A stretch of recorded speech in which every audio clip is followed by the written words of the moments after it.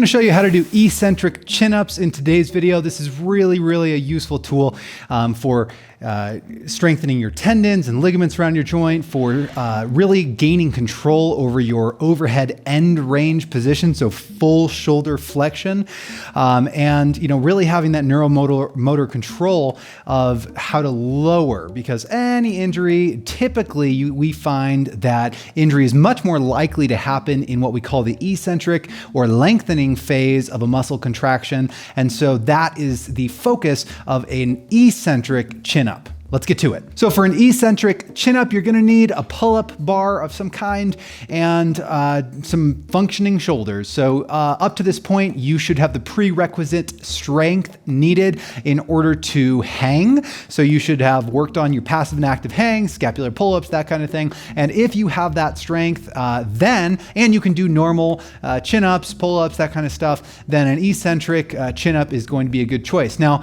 I find that sometimes people have a very difficult time getting out of the bottom position here, where they're hanging and they can't pull themselves up from here.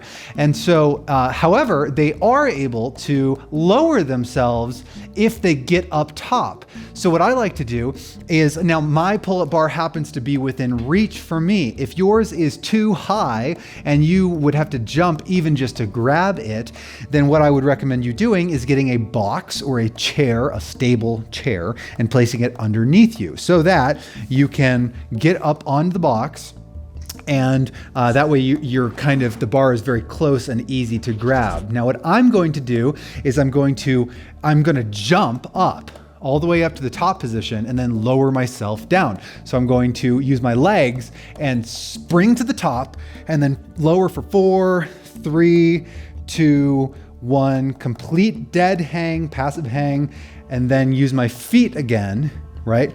And I'm going to jump back to the top, 4, 3, 2, 1, I'm lowering. Okay, now if you had a chair or a box or something like that, you could even step up so that you step all the way to the top.